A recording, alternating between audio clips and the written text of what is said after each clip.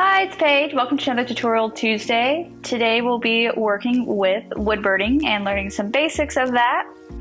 For our materials today, you will need a set of needle nose pliers, a sample piece of wood, a pencil, your wood birding tool that you can get at a local craft store, and some extra tips that come with the wood birding tool.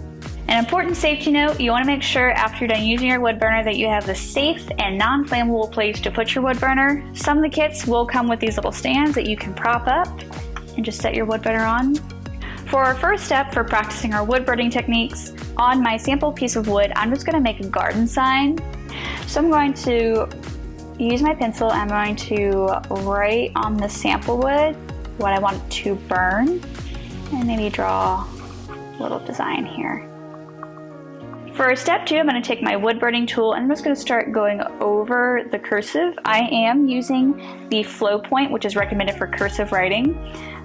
Just as a safety tip here, this is very hot, so be very careful when you are burning and make sure you're in a ventilated area. So I'm going to start here on the edge.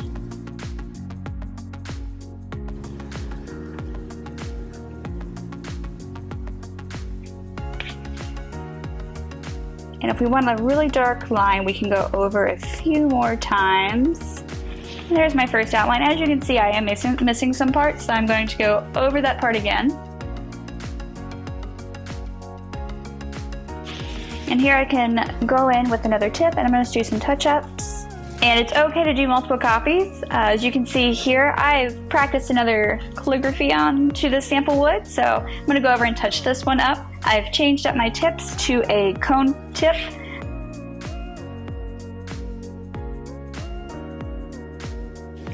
Here are some completed crafts I have finished from today's session of wood burning. Wood burning itself, for any project you want, has endless possibilities, so you can always check out books from the library about the subject and to learn more information or to get further craft ideas.